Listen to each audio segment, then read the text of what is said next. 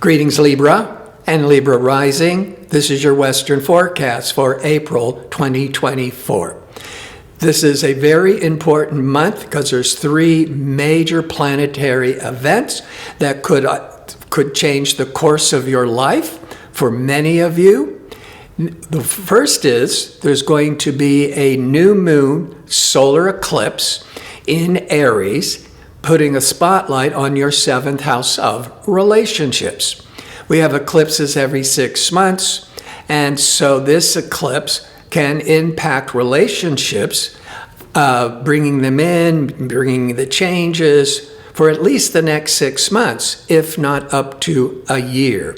Decision-making, communication, Mercury will be retrograde in Aries in your seventh house of relationships. You may have to revise, you may change your mind, there might be misunderstandings with relationships. And Jupiter and Uranus will be aligning in Taurus.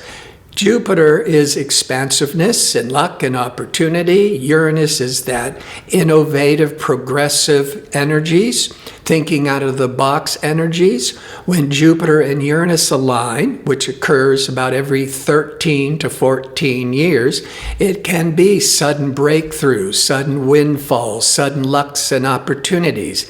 It's in the sign of Taurus, in your 8th house. So I'm going to be breaking down what all that 7th house represents for you and what the 8th house represents. And this certainly can be a very dynamic period to reset your life, move into exciting new directions. But with the Mercury in retrograde, it may be a time to really stop and think. It's like, where is all this going? Now, before I unpack all of this for you, if you enjoy these kinds of videos and would like to see more of them, click like and subscribe. And don't forget to click on the notification bell so you can receive the latest postings. And if you go into the description box underneath the video, you'll find direct links to sign up for my free daily message or to book an astrology reading. All right, the new moon solar eclipse, actually, we have a new moon every 4 weeks. Wherever the new moon falls in the chart is where your priorities are is now focused upon. But every 6 months, a new moon is a solar eclipse.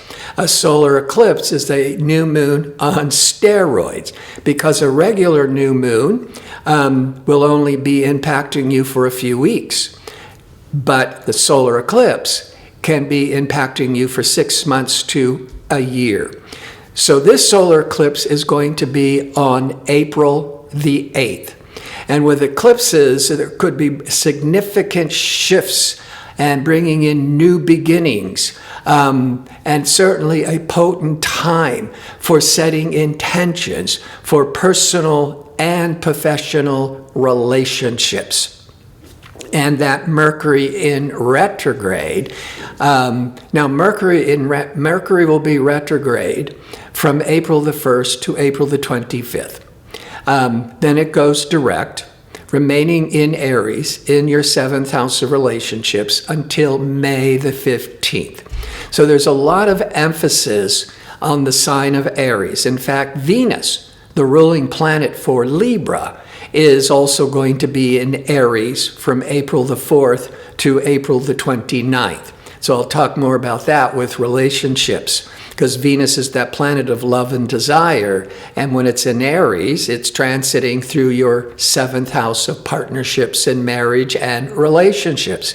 So this is a really important domain to be focusing on. Now, with the solar eclipse, that could be bringing in significant new opportunities, new beginnings. Sometimes, depending on where the eclipse hits in your chart, it could take that planetary energies, what it represents, and eclipse it out of your life. Many times it's just a lot of readjusting and bringing in some new significant changes all around relationships. So then with the Mercury in retrograde, in the house of relationships from April the 1st to April the 25th. This is a time that you are revising, rethinking, second-guessing. Mercury in retrograde, expect the unexpected. You'll often hear, don't sign contracts, don't make promises, because mainly you don't have all the information, or there's more information to unfold. And so you don't want to get locked in to a commitment if there's going to be changes. Now, that Mercury will go direct on the 25th of April through May the 15th. And so now you've got more clarity, more focus. You don't want to make important decisions about relationships and contracts soon after Mercury goes direct, because Mercury is your decision-making faculties, your mental faculties. Mercury is your mind and your thinking. And when it starts to go direct, which is a good thing, but the mind, Mercury, is at a standstill and it starts to slowly move forward before it catches up to its regular speed. So your mind may be more sluggish, more slow. That's why you're hearing the 2 weeks after Mercury goes direct, it's called the shadow period. At least you want to give it a good week for the Mercury to be, really catching up to speed, so your mental faculties are feeling a little bit more sharp. Now, Jupiter and Uranus in the 8th. So we got the 7th, partnerships, contracts, marriage, business partnerships. The 8th, dealing with relationships. The 8th deals with your partner's monies, your shared resources, a lot of major financial responsibilities. On a deeper level, the 8th house deals with a lot of personal transformation, a lot of inner transformation, like being in therapy, having an astrology reading, and gaining a great deal of insight about what your life is about, where it's going. Anyhow, Jupiter is the planet of prosperity and expansion and luck. And every 13 to 14 years, it aligns with Uranus. Uranus can be innovative, progressive, thinking out of the box. The Jupiter-Uranus is often associated with sudden luck. Uranus is the sudden, Jupiter the luck, sudden windfalls of money. And you might be hearing on the news when this hits, exactly on April the 20th, 2024, there might be major breakthroughs in science and medical advancements in technology. That's the kind of the best of the Jupiter-Uranus every 13 to 14 years. It's in the sign of Taurus. And Taurus is 8 signs past Libra. And so the 8th house is all these joint ventures, investments, inheritance, settlements. So there could be these unexpected financial opportunities for you. Now, the full moon, it always brings things to light, things that has been hidden to be revealed. The full moon is 2 weeks after the new moon, that new moon solar eclipse. The full moon on April the 23rd will be in Scorpio. Scorpio is the second sign past Libra. The second sector deals with your income, your monies, your possessions. The full moon brings those financial matters out into the light, bringing it right to the surface. And so with the Jupiter, and the full moon, the effects can last for several days. So that's on the 23rd. But the Jupiter-Uranus alignment that can bring these windfalls, these unexpected financial opportunities, is on April the 20th. And the sun that had been in Aries is moving into Taurus, into your 8th house, on April the 19th through May the 19th.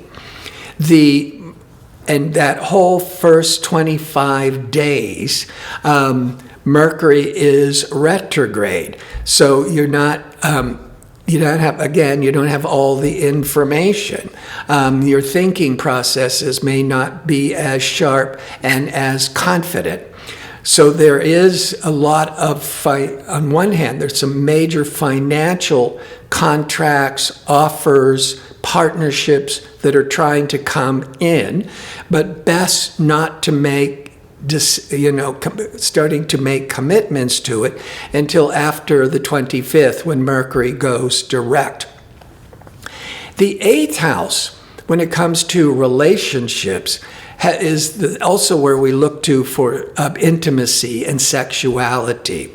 But let's get to first, this is part of the forecast where I look to where all these energies and how it's going to impact your body, your relationships, your business. So I've touched upon some of this. Now, with your body, your health, Mars, athletic, assertive, dynamic Mars, is going to be in Pisces once every 2 years. But it's also joining a restricted, cautious Saturn in Pisces that started a year ago for the next year and a half. And Neptune is in Pisces for about the last 13 years or so. It's changing signs next year. But this April, assertive, dynamic, high-energy Mars is joining Saturn and Neptune. The Saturn can bring on this exhaustion. The Neptune could bring in all this being distracted and confused.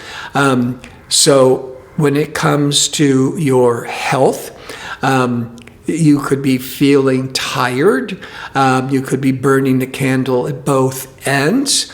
So you want to really pace yourself.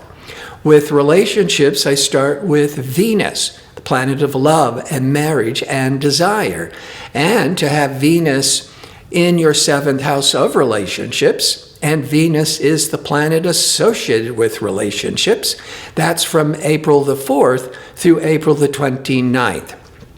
Now, the rule of thumb is if you meet somebody for a new romantic connection with Mercury in retrograde, it's not necessarily the kiss of death, but it may not turn out what your initial expectations are hoping for. You don't have all the information about the person with the Mercury in retrograde the first 25 days. But where this can be very favorable is existing relationships with the Mercury in retrograde. It's time to reassess and go back to old past patterns and really try to, communicate on a different level. So this can be very favorable for existing relationships that might have gotten off track, gotten too routine, and now you could shake things up, reset. And don't forget the solar eclipse in your 7th house of relationships. It can be the beginning of reviving relationships that's gone kind of routine. And if you're single and looking, you can certainly bring in a new relationship. But with the Mercury in retrograde, just hold off with making any important assumptions or commitments about the relationships, because what you're expecting could really change. Now, when it comes to business, that eclipse, that business savvy Mercury in the 7th, could put a real spotlight on contract negotiations, job offers, forming a business, partnerships. The Saturn, the Mars, Saturn, Neptune, which I said could be tiring to the physical body. The sixth house deals with health matters, but the sixth house deals with your work, employees and co-workers, your daily work routine. And with the Mars, Saturn, Neptune, you could be really busy and tired and exhausted from all the work, which could be all that eclipse is bringing in all the seventh house, could be bringing in a lot of new customers, new offers, new partnerships. Now, and then the full moon on the 23rd is in Scorpio, bringing a lot of matters to light, dealing in the second house of income. So there is a nice balance here with relationships and work. And with that work, a lot of potential windfalls of monies or major contract offer that's trying to come in. And in summary, again, the eclipse, all on partnerships and contracts, but that Jupiter-Uranus, that can be this breakthrough energies for unexpected growth with your shared finances, with investments, with sudden windfalls, with settlements, with inheritance. But also it's a period of deep transformation and evolution in your inner life, bringing so much more self-awareness. I want to thank you for watching. If you like information on how to book an astrology reading or to sign up for my 2-question offer, visit my website at gardino.go, that's .co. Until next month, be safe and well.